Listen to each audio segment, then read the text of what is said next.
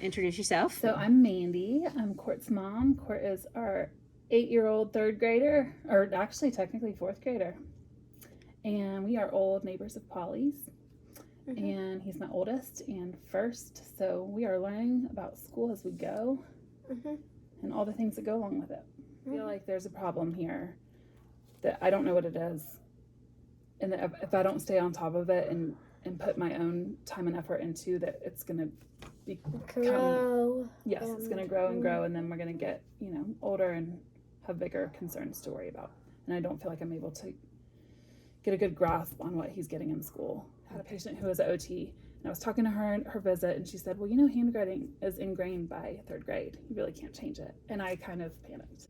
This is what your child's doing. Like, they show you the writing journals and the progression, but I still was kind of very clueless as a mom as far as, like, what's normal, what should we be doing.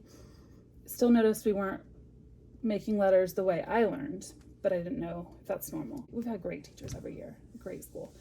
I was told he's a boy, he's young, he might just be rushing, it'll come, be patient. Again, lots of reassurance. He's smart, he's doing great, his math and science is excellent.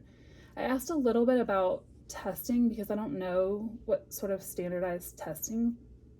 All I can compare it to is when I was a child. Right. And so I don't know, like, I've never gotten, like, where he falls on scales, and they're like, oh, he doesn't do that till third grade. I don't remember. But, yeah. Just lots of reassurance that he's doing great and there's no worries. Don't worry about the handwriting. Then second grade, we brought it up at his teacher conference, and she said, oh, he'll start typing soon. Mm-hmm. Don't worry. And then I'm like, okay. And then third grade, we had heard is a really important year for academic development, and that it's a big year when you really start seeing discrepancies in academics and performance, and you really need to stay on top of it. So I tried to, okay, what are we doing?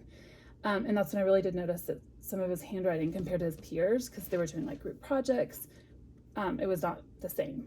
At his fall conference, she was like, oh, we're about to start cursive. He'll be typing more.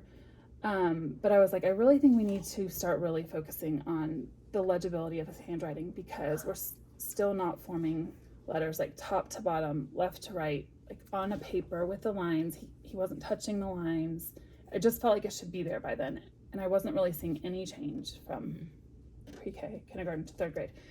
And I started worrying about what about math, when we're doing higher level math and things need to line up neatly? And what if he starts losing points academically because it looks like he doesn't have the right answer because it's not legible? And so I started feeling like I was getting reassurance every year, but I still was feeling like something wasn't right, and I don't want my child to fall through the cracks. I didn't really even figure out who was in network, how to make an appointment, other than a private evaluation was going to be $250 and then $150 a session. Mm-hmm. And I was like, I don't know how we're going to swing that, being full-time working parents and trying to have fun at home. Yeah.